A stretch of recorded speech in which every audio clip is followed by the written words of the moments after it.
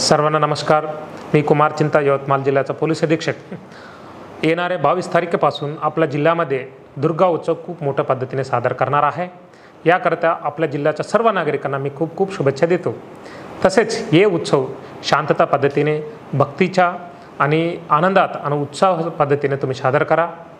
आणि जसं आपण गणपती वेळेला आदर्श गणपती स्पर्धा आयोजित केली, तसेच आपण आदर्श दुर्गा उत्सव स्पर्धा आपण आयोजित करणार आहे। त्याच्यामध्ये जो मंडळी पारंपरिक पद्धतीने त्यांच्या मिरवणूक सादर करतात, तसेच देखावा काही नॅशनलिस्ट पद्धतीने ते सादर करतात, असं आपण वेगळे क्रायटेरिया देणार आहे।